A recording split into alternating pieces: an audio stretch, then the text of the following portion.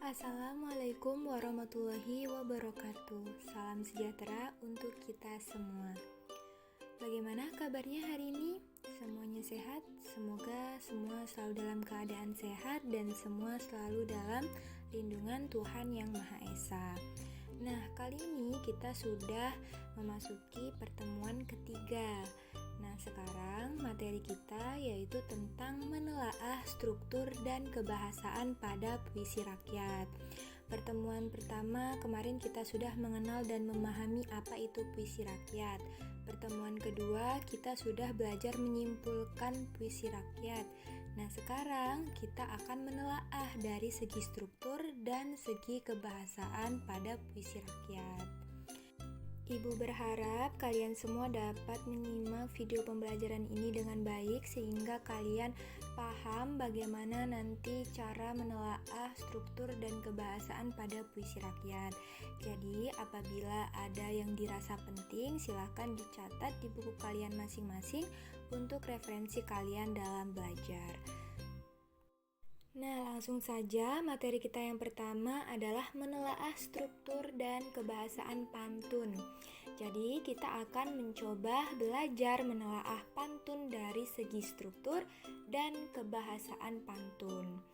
Nah, di sini sudah ada contoh satu pantun. Ambillah kapas menjadi benang, ambillah benang menjadi kain. Kalau kamu ingin dikenang, berbuat baiklah dengan orang lain. Nah, coba kita telaah dari segi strukturnya. Nah, sudah kita ketahui bersama ya, bahwa larik 1, larik 2 itu merupakan sampiran dari pantun. Kemudian larik ketiga dan larik keempat merupakan isi dari pantun. Nah, itulah struktur pantun, struktur yang tetap tidak akan berubah, selalu seperti itu. Jadi, struktur penyajian pantun itu 2 larik sampiran dan 2 larik isi pantun. Nah, sekarang kita telaah dari segi kebahasaannya. Coba kita perhatikan kata yang bercetak tebal. Di situ ada kata ambillah, ada kata kalau, ada kata berbuat baiklah. Nah, pertama di larik 1 ada kata ambillah. Nah, kata ambillah ini mengindikasi kalimat apa? Yaitu kalimat perintah, ambillah kapas menjadi benang. Berarti larik 1 ini merupakan kalimat perintah. Begitupun juga larik kedua. Kemudian larik ketiga, di situ ada kata kalau. Nah, kalau ini mengindikasi ada kalimat apa? Yaitu kalimat sebab akibat atau hubungan syarat. Nah, jadi larik ketiga dan larik keempat ini berhubungan. Dia memiliki hubungan syarat. Jadi, larik keempat, berbuat baiklah dengan orang lain, itu adalah syarat jika kalau kamu ingin dikenang. Nah, itu yang dimaksud dengan hubungan syarat.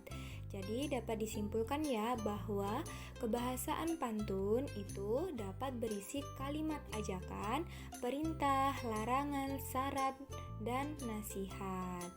Sampai di sini paham ya? Nah, selanjutnya yang kedua, menelaah struktur dan kebahasaan gurindam.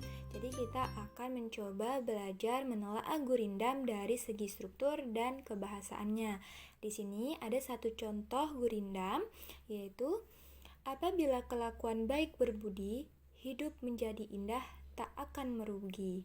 Nah, coba kita telaah struktur penyajian dari gurindam ini. Nah, sudah kita ketahui bahwa gurindam adalah semua lariknya merupakan isi ya. Kalau pantun ada sampiran dan isi, kalau gurindam semuanya isi. Nah, isi ini selalu berhubungan ya. Jadi, struktur dari gurindam, struktur penyajian gurindam yaitu 2 larik merupakan isi yang berhubungan. Kemudian coba kita telaah kebahasaannya. Larik 1, coba perhatikan kata yang bercetak tebal. Di situ ada kata apabila. Nah, apabila tadi itu seperti kata kalau, yaitu yang mengindikasi bahwa kalimat itu adalah kalimat syarat. Ya, larik 1 merupakan syarat terjadinya keadaan pada larik 2. Ya, jadi Ditinjau dari kebahasaannya, gurindam tersebut menggunakan kalimat pola hubungan syarat. Pada larik 2 adalah keadaan jika syarat dilakukan. Jadi syaratnya jika kalian hidup kalian ingin menjadi indah, tak akan merugi, maka syaratnya adalah kalian harus memiliki kelakuan yang baik dan berbudi. Itu yang dimaksud dengan pola hubungan syarat. Ya. Nah, yang terakhir, menelaah struktur dan kebahasaan syair. Jadi kita akan belajar menelaah syair dari segi struktur dan kebahasaannya. Di sini sudah ada satu contoh syair, yaitu Hai muda Arif Budiman, hasilkan kemudi dengan pedoman. Alat perahumu jua kerjakan, itulah jalan membetuli insan. Nah, coba kita telaah strukturnya. Nah, jadi sudah kita ketahui ya, semua syair itu setiap baitnya itu ada 4 larik dan semua larik itu adalah isi, dimana polanya sama, yaitu A. Jadi dapat kita simpulkan bahwa struktur penyajian dari syair yaitu satu bait terdiri atas 4 larik, pola rima sama yaitu A, dan keempat larik syair merupakan isi dan terkait dengan bait-bait yang lain. Itu tadi dari segi struktur. Sekarang kita telaah dari segi kebahasaannya. Nah, ditinjau dari kebahasaannya, kalimat yang digunakan syair tersebut, larik 1 menggunakan kalimat untuk menyapa. Di situ ada kata hai, ya, digunakan untuk menyapa kaum muda yang Arif Budiman. Hai muda Arif Budiman, ya di situ menyapa. Kemudian larik 2 dan 3 merupakan kalimat perintah. Ya, di situ ada kata hasilkan. Berarti itu mengindikasi kalimat perintah, ya. Jadi memerintahkan pemuda, yaitu hasilkan kemudi dengan pedoman. Kemudian di baris ketiga, larik ketiga, di situ ada kata kerjakan, maka di situ mengindikasi bahwa kalimat tersebut adalah kalimat perintah. Kemudian larik 4 adalah akibat, yaitu akibat ketika kita sudah melakukan hal-hal yang ada pada larik 2 dan larik 3. Akibatnya adalah itulah jalan membetuli insan. Nah, pilihan kata yang digunakan merupakan kata yang bersifat simbolik. Apa maksudnya simbolik? Nah, di situ kata-katanya itu diumpamakan, ya, dan ungkapan lama. Kemudian pilihan kata yang dipilih sangat indah dengan makna yang sangat dalam. Karena memang syair itu merupakan sesuatu kata-kata yang menggunakan kalimat kiasan atau kata-kata kiasan, sehingga dia memiliki makna yang sangat dalam.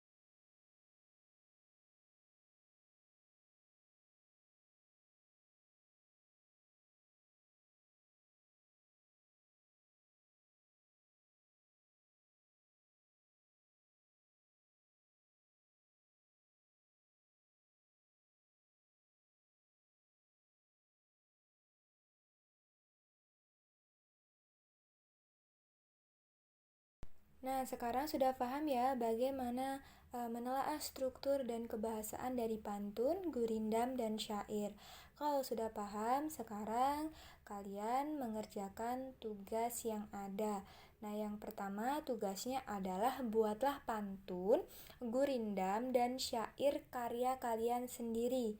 Ya, jadi kalian membuat pantun, gurindam, dan syair itu kalian membuat sendiri, tidak melihat dari internet atau buku atau temannya, tapi kalian benar-benar membuat sendiri. Itu benar-benar karya kalian, ya, dengan ciri, struktur, dan kebahasaan sesuai yang sudah kita pelajari. Jadi pantun, gurindam, dan syair yang kalian buat itu harus Kemudian ada yang tugas ciri, 3 struktur, ini dan tugasnya dalam bentuk kebahasaan video. dari Kalian membuat video juga puisi dikirimkan rakyat di tersebut. grup Nah, WhatsApp. kalian buat itu masing-masing tugasnya itu 3, dalam jadi dua bentuk ya, pantun tugas 3, tertulis dan tugas gurindam membuat 3, dan video. syair 3. Nah, itu saja Nah, itu tugasnya. tugas pertama. Selamat Kemudian mengerjakan tugas dan kedua, semangat belajar buatlah terus. telaah dari Sebelum pantun, Ibu tutup, gurindam, Ibu dan ucapkan syair yang terima telah kasih kalian kepada buat. kalian Jadi, semua yang sudah menyimak kalau video kalian ini sudah sampai membuat akhir. pantun, gurindam, dan Dan syair, kemudian minta kalian maaf buat apabila dalam telaahnya, ya, penyampaian seperti banyak contoh kekurangan dan banyak kita tadi kesalahan. Ibu belajar minta maaf menelaah yang struktur dan sebesar-besarnya. kebahasaan Ibu tadi. akhiri, wassalamualaikum Itu tugas warahmatullahi kedua. wabarakatuh. Tugas ketiga